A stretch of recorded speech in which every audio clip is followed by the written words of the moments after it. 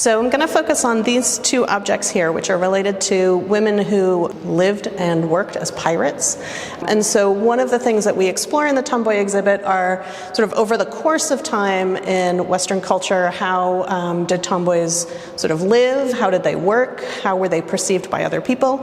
And so these two objects I think are really interesting, partly because they both tell the story of female pirates, but also one tells the story of a legend and the other tells the real life story of two women.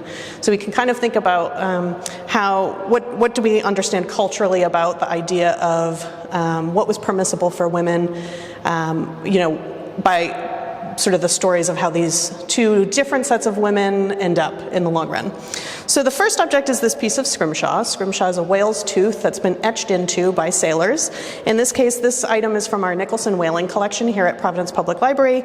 And the image is one that was reproduced in a number of books about the legendary Alwilda.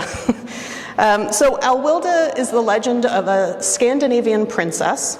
Not clear at what point she must have lived, and there's no historical evidence that she actually did live, but we know that it's a Scandinavian legend from as early as the 14th century. So the story went that Alwilda was a princess who her father, the king, had promised to marry to the prince Alf. She did not want to be married, so she ran away from home, left court, disguised herself as a sailor, and ended up, after a successful sailing career, capturing and then captaining a pirate ship. She was such a successful pirate, living as a man, that the king, not knowing that the pirate was his daughter, sent Alf, the Prince Alf, to go capture this pirate. They battled over on the seas, and during their actual battle on a ship where they were, battling one another with swords, she somehow unveiled herself as Alwilda, the female to Alf. They fell in love. He was so impressed by her bravery, and they decided to go back to their home and rule the kingdom together. This is interesting in comparison to the real life story of two female pirates from the 18th century.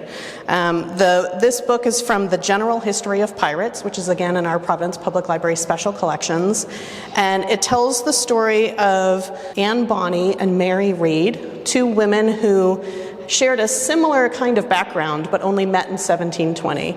So one was born in Ireland, the other was born in South Carolina. They both were born to unwed mothers who sent them out to work disguised as boys to earn money for their families as young people.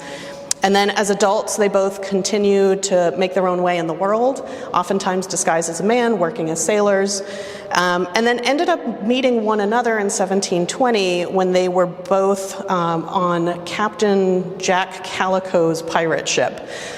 So one was there as a sailor, the other was captured, and they got to know one another, became great friends, became pirates in Calico Jack's crew.